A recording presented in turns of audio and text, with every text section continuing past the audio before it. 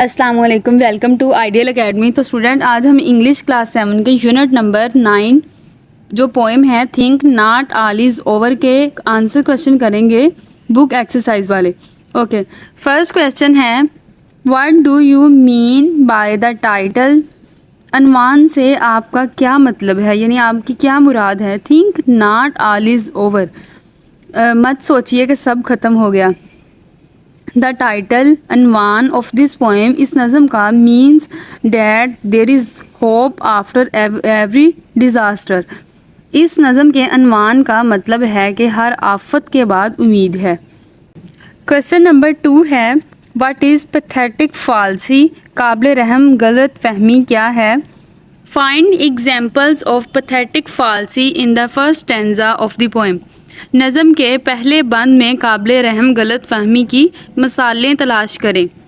Pathetic falsi افسوسناک غلط فہمی یا قابل رحم غلط فہمی از دیٹ یہ ہے to be ignorant of when there is near solution, کہ جب حل قریب ہو تو اس سے لا علم رہنا۔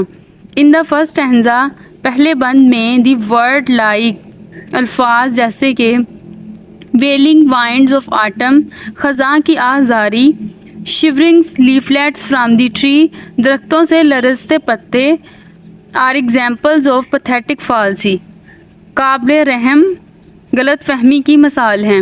کوشچن نمبر 3 ہے explain the poet use of think not as a negative statement to say some thing positive اور فل آف ہوپ۔ مثبت یا امید سے بری بات کہنے کے لیے شاعر کے سوچنا نہیں کو منفی بیان کے طور پر استعمال کرنے کی وضاحت کریں۔ دی پوئٹس یوزز، شاعرہ استعمال کرتی ہے think not as a negative statement to say some thing positive اور فل آف ہوپ۔ شاعرہ مثبت یا امید سے بری بات کہنے کے لیے سوچنا نہیں کو منفی بیان کے طور پر استعمال کرتی ہے بیکاز کیونکہ she use it to negate the hopelessness and urges to be hopeful for better things, کیونکہ وہ اسی نا امیدی کی نفی نہیں کرتی اور بہتر چیزوں کے لیے پر امید رہنے کی ترغیب دیتی ہے۔ اوکے، کوشچن نمبر 4 ہے Select the items from the poem that explain the idea that every difficult or sad situation has a comforting or more hopeful aspect۔ نظم سے وہ آئٹم منتخب کریں جو اس خیال کی وضاحت کریں کہ ہر مشکل یا افسوسناک صورت حال کا کوئی نہ کوئی تسلی بخش یا امید والا پہلو ہوتا ہے۔ اوکے، اس کا آنسر ہے اسپرنگ ریٹرنز، بہار کی واپسی، گاڈ اسٹل لوز، خدا اب بھی پیار کرتا ہے، آر فریزز، وہ جملے ہیں دیٹ گیو اس ہوپ، جو ہمیں امید دیتے ہیں، that every difficult situation has a comforting اور مور ہوپ فل اسپیکٹ، کہ ہر مشکل صورتحال کا ایک تسلی بخش یا زیادہ امید والا پہلو ہوتا ہے۔ کوشچن نمبر 5 ہے choose words from the poem which are symbols of sadness. نظم سے ایسے الفاظ کا انتخاب کریں جو اداسی کی علامت ہوں۔ ورڈز لائک ویئری برڈز، ویئری برڈز ہوتا ہے تھکے ہوئے پرندے، مورن ماتم کرنا، چیریشڈ ہوپس لائے چل، پسندیدہ یا انمول امیدیں ٹھنڈی پڑتی ہیں یا ٹھنڈی ہو جانا، آر سیمبلز آف سیڈنس، اداسی کی علامت ہیں۔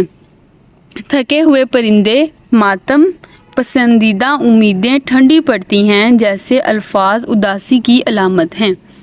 اوکے، کوشچن نمبر 6 ہے choose expressions from the poem that show that things will change and God's blessing will be evident.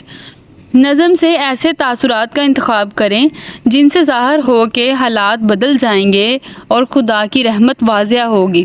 Expressions like birds and leaves and blossoms though shall سی، کلیاں اور پتے اور پھول تم دیکھو گے، and songs and sunshine shall again return, گیت اور دھوپ پھر سے لوٹ آئے گی، show that things will change and God's blessing will be evident.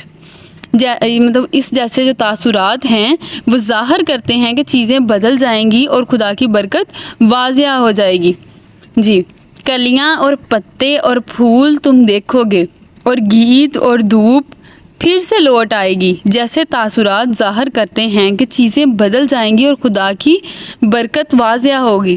Okay یہاں پہ جو ہمارے کوشچن آنسرز ہیں وہ ختم ہو گئے ہیں. اوکے اللہ حافظ. اپنا بہت بہت خیال رکھیں اور مجھے ضرور دعاؤں میں یاد رکھیں.